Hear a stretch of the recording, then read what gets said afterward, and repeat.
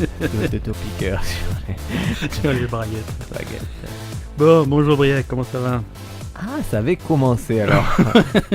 Ça va très bien, ça va très très bien. Je suis très content des gens qui écoutent le podcast, nous suivent et relaient nos informations sur Twitter. C'est mes nouveaux meilleurs amis. C'est oui, vraiment, on vous adore. Vous contribuez pas trop financièrement. Mais on vous demande pas ça. Voilà, on vous en veut pas, c'est pas grave. Mais déjà, si toutes les semaines vous êtes au rendez-vous, vous écoutez le podcast, ça nous fait plaisir. Partagez, parlez-en à vos amis. Et surtout, manifestez-vous, mettez la pression à Ben pour qu'on fasse 2 podcasts par semaine. Ah ça, si la demande est... Si la demande est là, tu es prêt à céder, Ben? Si la demande est là, je suis... Après, moi, si la demande est là, moi je suis prêt à en faire 3 par jour. Hein. Voilà. Moi, je suis... Et par ça, demande, entendez argent. Voire nourriture, mais... Écoute, pour l'instant on en est à 1 par semaine, on est jeudi. Et on a changé de studio, hein. On va pas vous cacher, on a une nouvelle installation et on va remercier mon frère qui a contribué aux premiers enregistrements de podcast. Voilà, et il me manque, tu sais que ça me manque un peu. Mais moi ça me manque les coca périmés. Voilà, les coca périmés, ça me manque de l'entendre à côté dire c'est fini. C'est fini, je peux revenir dans mon salon. Et voilà. J'aimerais bien qu'il... Ça fait 3 heures que vous enregistrez, je peux toujours pas tirer la chasse. C'était dégueulasse. Hein. Les rats du quartier s'en souviennent. Et surtout, il y avait les petits... Comment on appelle ça, les petits bonbons qu'ils nous laissaient là? Ah, les célébrations, il y avait les petits Mars, les petits Milky Way. Il n'y a que là qu'on trouve des Milky Way. Ah ouais, les Milky Way, c'était super cool. Sujet du podcast de la semaine prochaine, où sont passés les Milky Way? Est-ce qu'ils sont passés avec les Raiders? Les Raiders. Les treats. Et les nuts.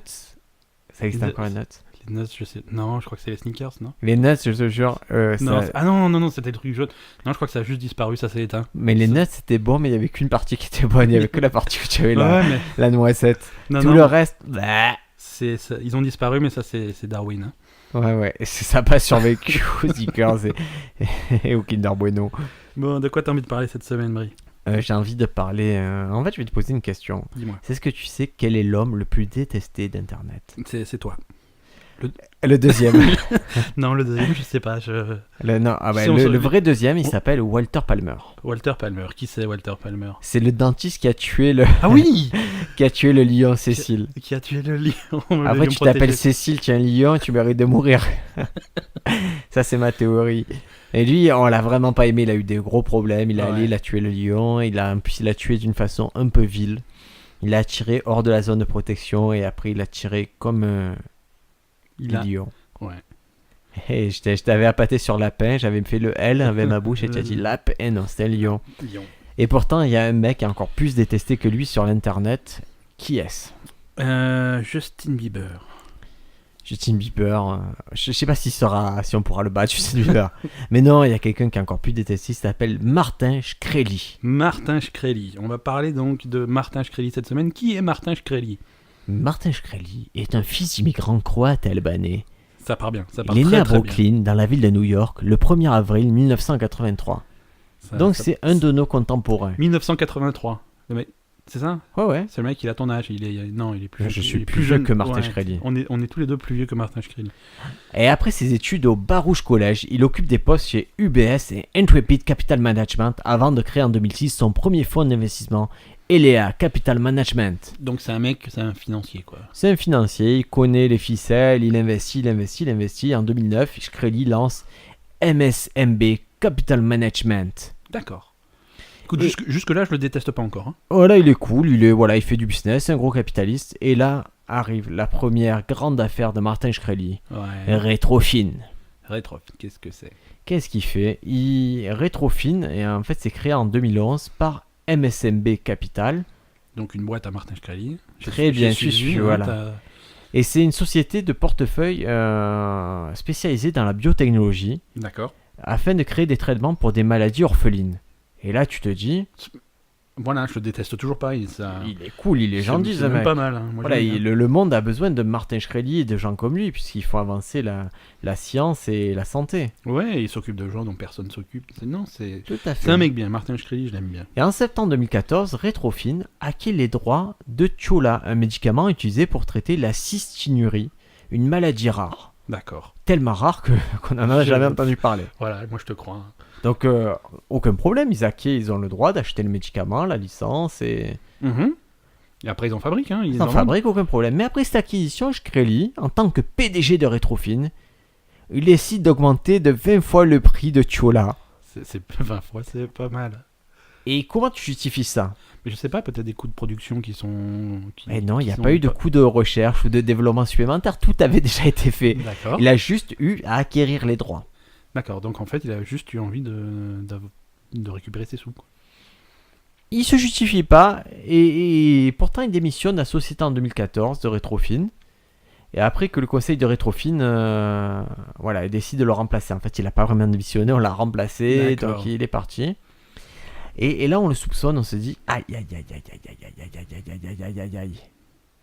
Est-ce qu'il n'aurait pas fait déjà des bêtises? Est-ce qu'il n'aurait pas utilisé les actifs du fonds de MSBM Capital, qui était en faillite, pour fonder Rétrofine? Et ça, plus tard dans sa vie, il va le payer, ça. Ouais, parce qu'en principe, t'as pas trop le droit de faire ça. Et sachant que Rétrofine a déposé une plainte contre Shkreli en demandant un dédommagement de 65 millions de dollars, affirmant qu'il a manqué à son devoir de loyauté envers la société. C'est ça. Voilà, sur l'utilisation surtout des fonds de la société. Donc, vous voyez, il crée une société, il en crée une autre. Avec la première, il achète la seconde. Déjà, on sent la banane. Voilà. C'est-à-dire qu'à partir du moment où les rats quittent le navire, ça va. S'ils quittent le navire en emportant les canaux de sauvetage, c'est pas cool. Et Martin Shkreli, c'est un rat type Shredder. Je vous le dis, il vous apprend le kung-fu sans problème. C'est pas ratatouille. Hein. Donc là, c'est l'affaire Rétrofine. Maintenant, on va arriver à Daraprime. D'accord. Maintenant, il est président exécutif de Turing Pharmaceutical et Martin Shkreli achète les droits exclusifs de commercialisation du Daraprime aux États-Unis. D'accord. Un médicament utilisé par des malades du sida et contre la toxoplasmose et la malaria. Là, on commence à sortir des maladies orphelines. Hein. C'est quand même quelque chose qui sert à pas mal de gens. Pas mal de gens, et c'est classé comme médicament essentiel par l'OMS et c'est disponible depuis 1953. D'accord. Voilà. Donc ça, il me fait un petit chèque, il dit hop, 55 millions de dollars, je l'achète à Impact Laboratory. Et qu'est-ce qu'il se dit? En août 2015, Martin, il se dit la dernière fois que j'ai acheté un médicament, je l'ai multiplié par 20, ça s'est pas bien passé, j'ai eu des soucis. Il s'est calmé un peu, c'est ça? Il se calme un peu, il se dit bon voilà. Le médicament actuellement il vaut 13,50$. Ouais. Et les gens qui ont le sida, la toxoplasmose et la malaria, ils ont que ça des fois pour se traiter. Ouais. Ben je vais le vendre à 750$ le comprimé. Combien? 750$, il a multiplié par 55 fois le prix du comprimé.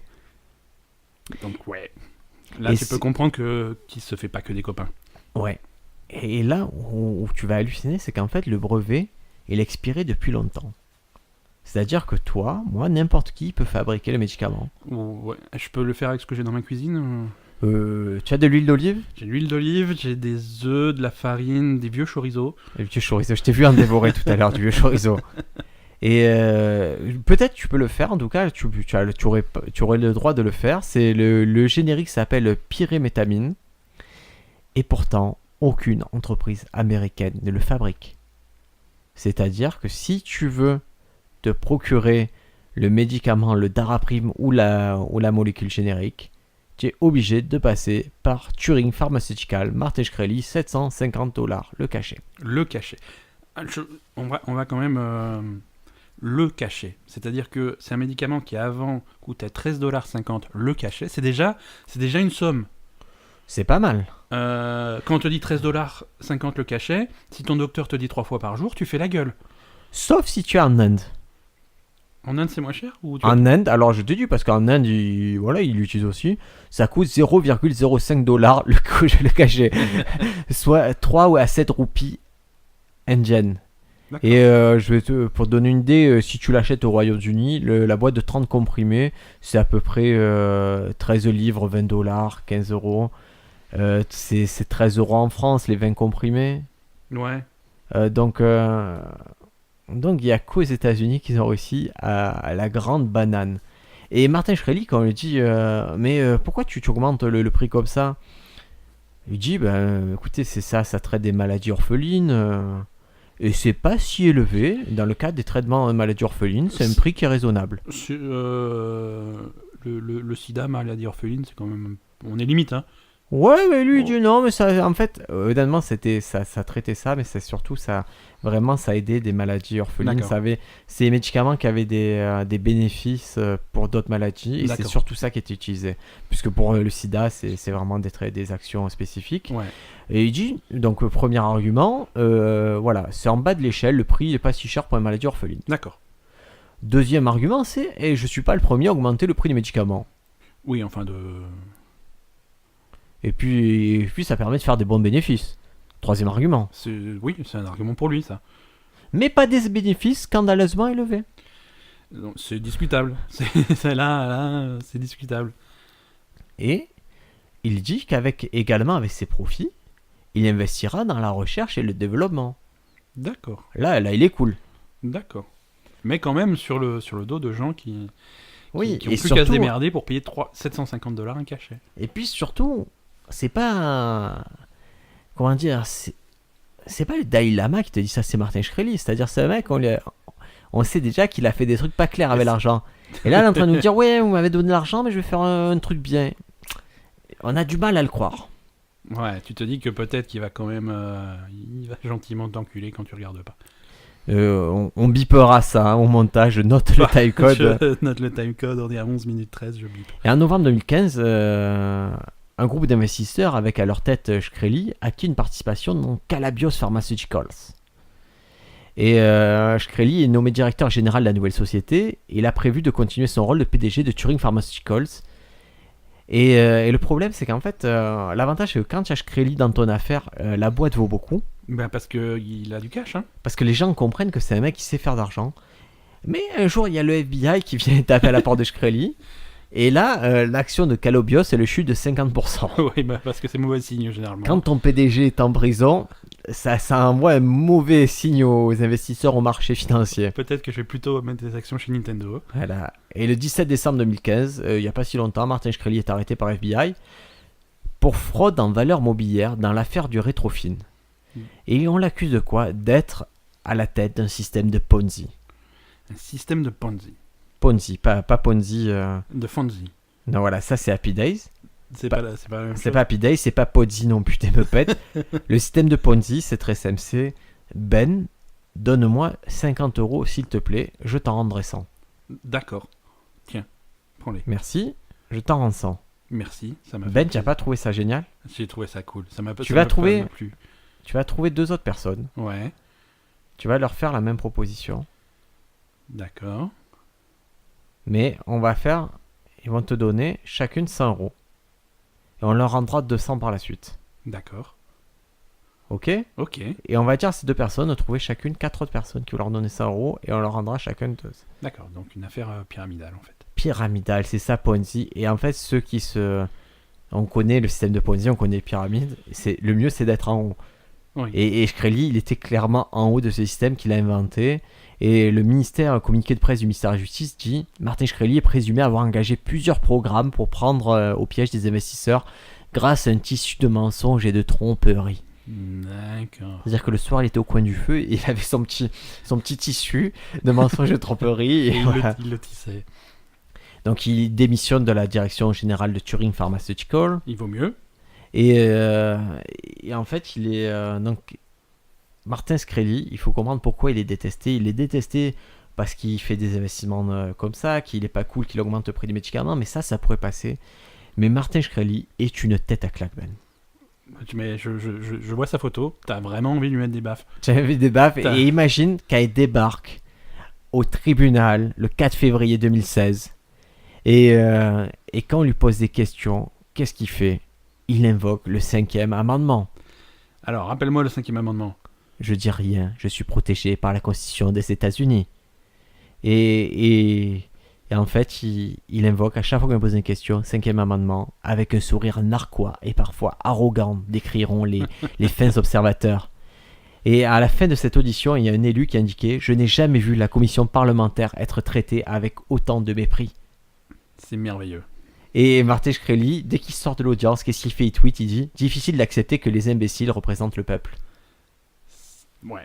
Tu comprends pourquoi le mec il mérite des claques. Il est détesté, mais Mais encore là, tu te dis, bon, bah, je comprends pas. À la limite, tu t'en fous, quoi. C'est lui, il se défend comme ça, c'est son problème.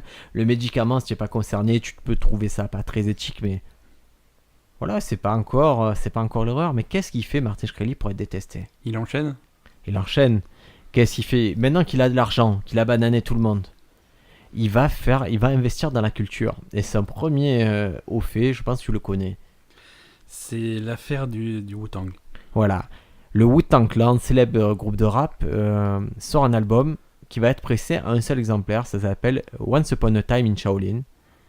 Et ils en ont fait qu'un seul. Qu'un seul. Et le but, tu le trouves pas en magasin, tu le trouves pas sur Spotify. Non, c'est une sorte de happening, un truc artistique. Ils disent, non, c'est déjà arrivé dans l'histoire de la musique. Ouais. Ils en sortent qu'un, ils se disent voilà, qu'ils vont faire un coup de pub avec ça. Et le deal, c'est de dire on ne le vend pas. Par contre, la personne qui va l'acquérir aura tout à fait le droit d'en disposer, de le diffuser gratuitement sur l'internet. D'accord. Et Martin Shkreli, il sort le chéquier, et là, boum. Combien il met sur la table? Dis-moi. 2 millions de dollars. 2 millions de dollars pour. Et le Wu-Tang Clan, ils font oui, c'est toi qui vas l'acheter. Moi, je suis. Ils n'ont pas vendu un album depuis 92. Ouais, je les comprends. Et donc, ils achètent l'album. Et Martin Shkreli dit oui, non, mais je vais le diffuser gratuitement sur Internet.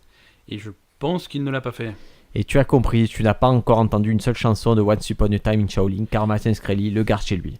Mais peut-être qu'il est juste dégoûté d'avoir payé 2 millions un album qui est un peu naze finalement. Mais le truc, c'est qu'il ne l'a pas écouté. Il a même pas écouté. Non, il a dit je garde ça pour les jours pluvieux. Il a plu depuis, je pense. Ah oui, mais en fait, c'est Martin Shkreli, il faut comprendre que c'est un troll.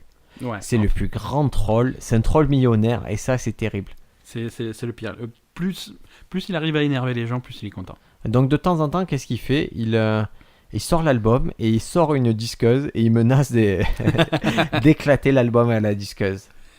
D'accord. Et en fait, ce qu'il faut comprendre, c'est que le Wu-Tang Clan, ils ont un peu honte d'avoir accepté cet argent qui est un peu sale. Quand ils ont compris que c'était Martin Shkreli, comment il avait gagné sa thune, ils sont pas réalisés tout de suite. Donc ce qu'ils ont fait, c'est qu'ils ont décidé de donner une portion significative à des associations de charité. D'accord. Bon, c'est bien de leur part. Voilà, c'est cool. Mais après, comme ils ont fait ça, et comme ils ont déclaré ça, Martin Shkreli s'est énervé. Et du coup, il a fait une vidéo, il a dit qu'il va les effacer des livres d'histoire du rap. Et comment? Je sais pas comment il va racheter peut-être tous les livres d'histoire, lui c'est ça t'as dit, il va racheter tous les gens qui produisent des livres d'histoire, qui publient des livres d'histoire, il va les effacer. Mais est-ce qu'il va pas être un peu déçu quand il va acheter un livre d'histoire, il va se rendre compte que ça part de la Deuxième Guerre mondiale et pas trop du Wu-Tang? Écoute, voilà, peut-être qu'il va faire rectifier les... Peut-être que voilà, il y aura le Front Populaire et après il y aura le Wu-Tang. D'accord. Et donc voilà, déjà il se fait détester de tous les amateurs de rap. Donc là vous commencez à comprendre que les gens qui étaient malades, il l'aime pas. Les gens qui sont un peu portés sur la loi, les gens ne l'aiment pas. Maintenant, c'est les amateurs de rap qui l'aiment pas du tout. D'accord, ça commence à faire pas mal de... Ça fait pas mal de gens. Et en 2016, ce qu'il annonce, c'est vouloir acheter le dernier album de Kanye West. Il veut faire pareil, c'est-à-dire en prendre... Ouais, il veut être le seul à en profiter. D'accord. De The Life of Pablo. Ouais. Et, ce qui aurait été pas mal d'ailleurs. Mais je crois que finalement, il s'est passé quelque chose de pas loin, c'est-à-dire qu'il l'a mis sur sa plateforme de téléchargement. En fait, The Life of Pablo, Kanye West l'a mis sur Tidal, la plateforme de Jay-Z. Et en même temps, Martin Shkreli l'a acheté. En fait, il annonce qu'il a acheté un contact de Kanye West, exclusivité, tout ça.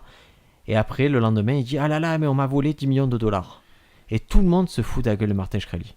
Parce qu'il y a quelqu'un qui aurait de l'entourage de Kanye West qui aurait réussi à le bananer de 10 millions de dollars. D'accord. Et on est sûr que c'est l'entourage de Kanye West ou c'est pas juste un petit malin qui s'est fait passer pour un... Ça aurait pu être un petit malin et tout, mais en fait, troll ultime. Cette histoire n'est jamais arrivée.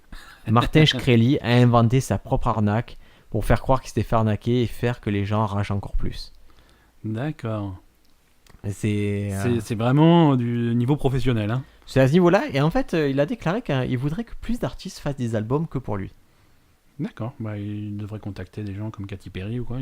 Voilà, lui pense que les artistes peuvent utiliser l'argent qu'ils leur donnent comme ils veulent et qu'ils n'aient pas à se soucier de la thune et qu'ils fassent juste le meilleur album, rien que pour lui. D'accord.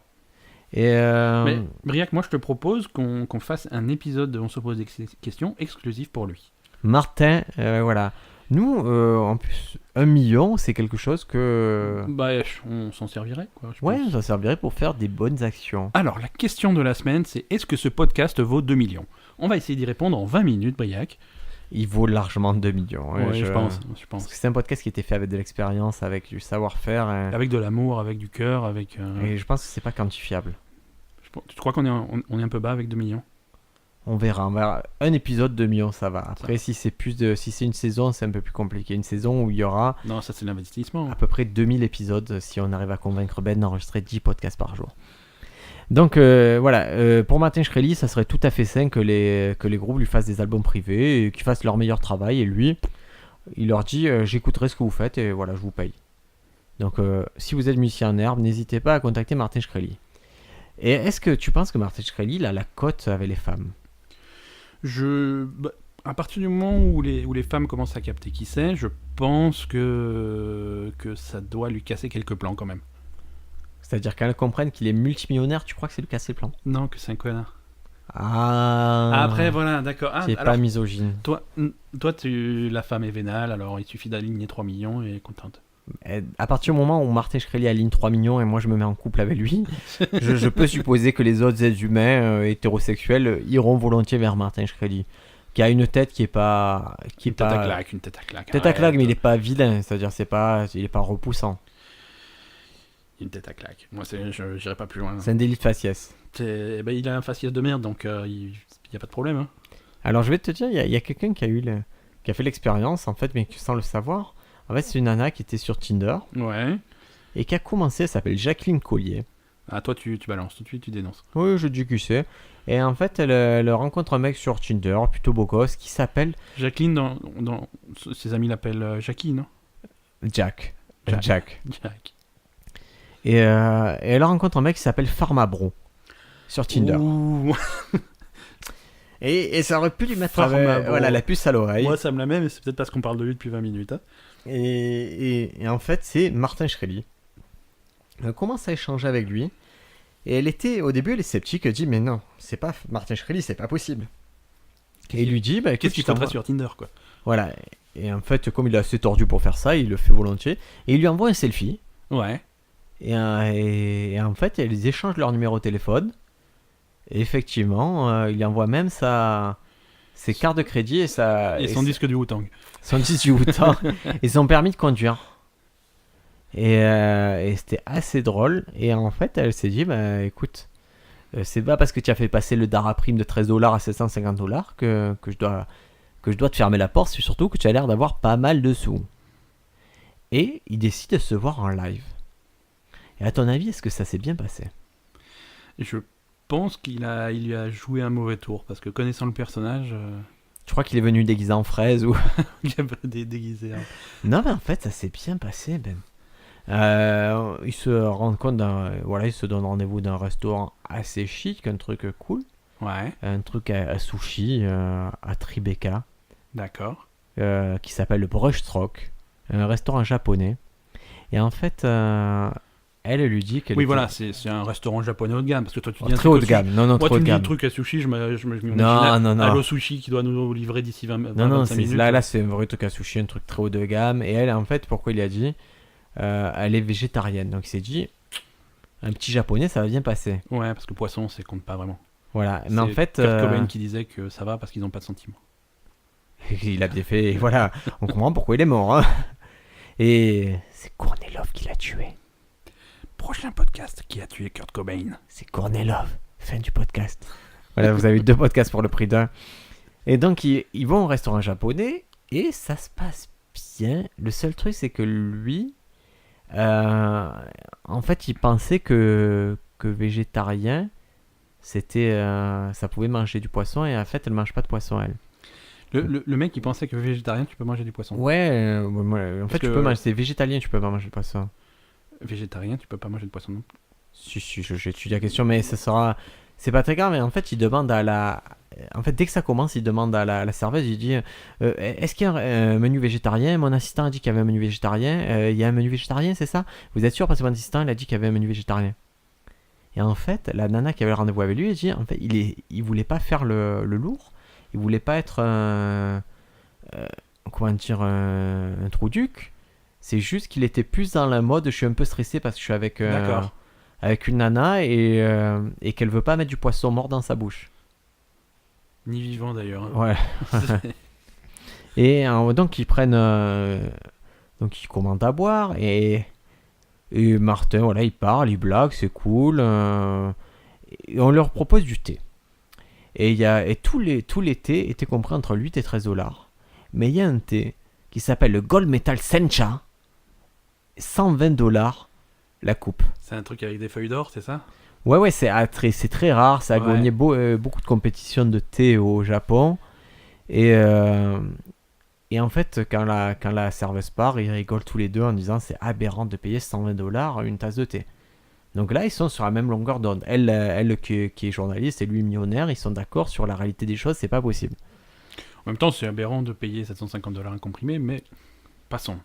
Le thé te sauvera pas, le comprimé peut te sauver. Donc il passe un bon moment et voilà, lui il parle de ses parents, il parle chose, un rendez-vous classique. À la fin, ça accroche pas trop. Elle le trouve qu'il ressemble un peu à son ex qui était le président du club d'échecs de l'université. Donc ça en dit long, voilà, c'est explicite sur le niveau de jerkitude de la personne.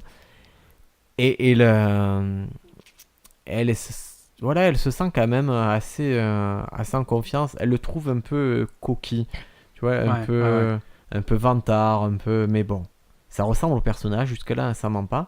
Et le repas se finit. Et il y a Martin qui appelle la serveuse qui dit mettez-moi ce thé à 120 $ quand même. D'accord. Et il lui demande, déjà elle est surprise à Nana, et il lui demande est-ce que tu en veux? Et elle a beau savoir qu'il est multimillionnaire, elle se dit non. En fait, elle a gardé son idée. Elle a gardé son idée à propos du thé, elle veut pas se défaire de ça, alors que toi tu accepterais, toi? Ah, si c'est pas moi qui le paye, moi c'est par curiosité, ouais, bien sûr. Bien sûr, voilà, si tu sais que ton pote il est millionnaire et voilà, et en fait, elle n'a pas goûté le thé, mais elle a quand même demandé est-ce que c'est bon? Il fait ouais, non, mais en fait, je bois jamais de thé, donc je sais pas vraiment. Voilà, mais ça aurait été ma réaction aussi, parce que le thé, moi, ça va quoi. Voilà, il a offert, il est classe, il lui a offert un chauffeur pour rentrer chez elle. C'est un Uber? Non, un chauffeur. Et elle a accepté l'offre.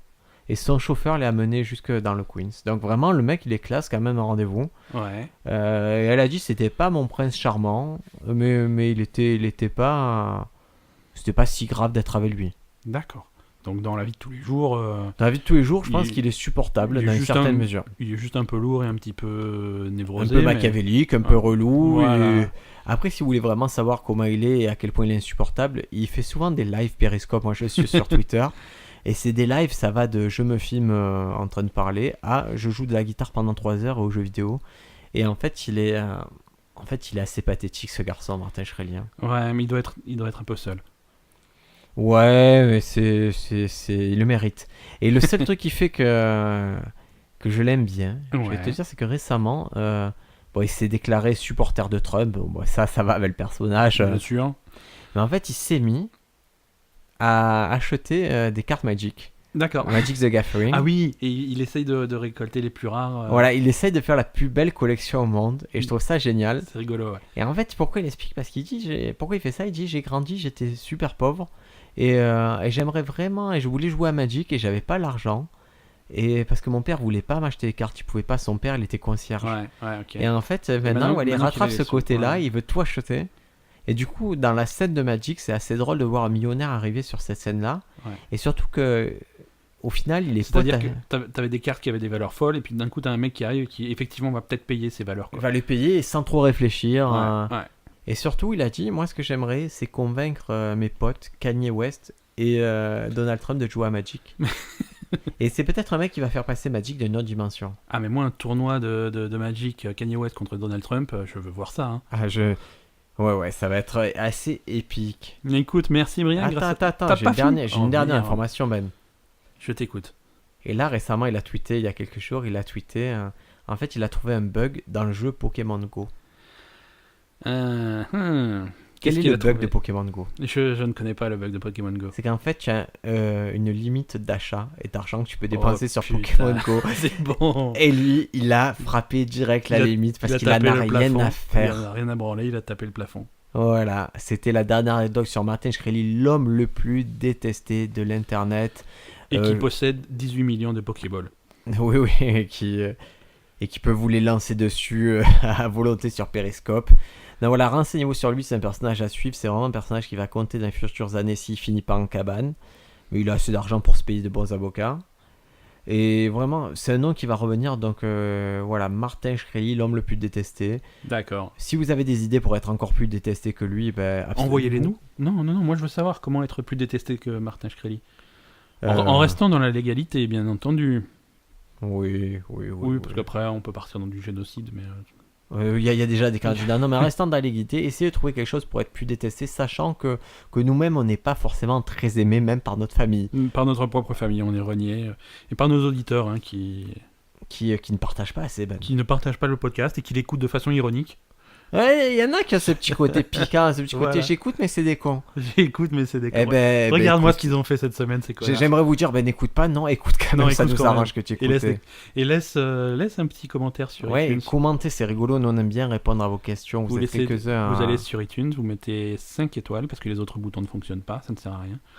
Ouais, c'est bizarre ça, ce bug. C'est Moi, comme pour Pokémon, Martin c'est- Shkreli voilà. s'est aperçu 5 étoiles. Bah, c'est comme ça qu'on a trouvé ce bug, c'est-à-dire Martin Shkreli voulait nous mettre une étoile pour nous énerver, il n'a pas réussi.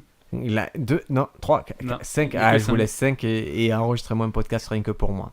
Voilà. Et Donc on voilà, fait- là on va enregistrer le podcast. Le podcast gratuit, il est disponible, débrouillez-vous. On va enregistrer le podcast payant maintenant, de suite. Non, mais alors, par contre, avant de finir, donc le podcast est terminé, vous pouvez partir. Martin, donc je devais te filer le RIB. Alors le RIB, c'est 122 837 45 18. Voilà. Et le numéro 2 complémentaire, Le 27. c'est sur cette énorme blague de banquier que nous vous laissons. Merci et à la semaine À prochaine. la semaine prochaine, ciao ciao.